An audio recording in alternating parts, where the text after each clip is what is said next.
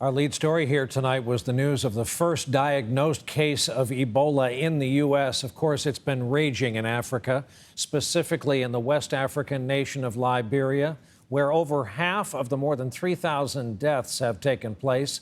The Pentagon said today nearly 200 American workers are already on the ground there, with more than 3,000 U.S. troops to arrive soon.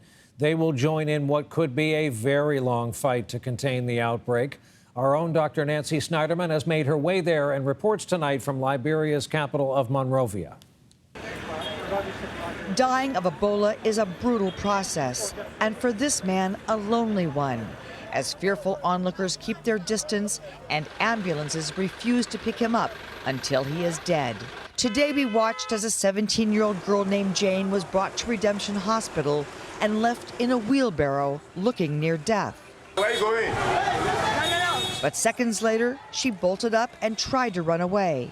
She was stopped by her mother, who walked her back toward hospital staff who were dressed in their protective equipment. Fear of a virus few have ever seen up close, and one I have never encountered in my career as a physician until today.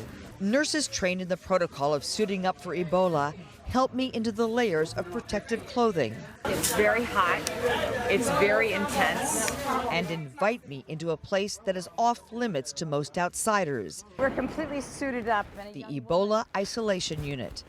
Every precaution is taken before I can go inside. No shortcuts allowed. This used to be the labor ward, but now it's being used as a transition center. After walking through the hospital halls, we find the young girl and her mother. This is the young woman we brought in earlier who tried to get away. Still on the sidewalk being questioned and screened. How long has she been ill?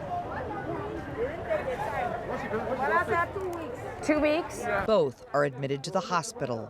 She's obviously extraordinarily weak.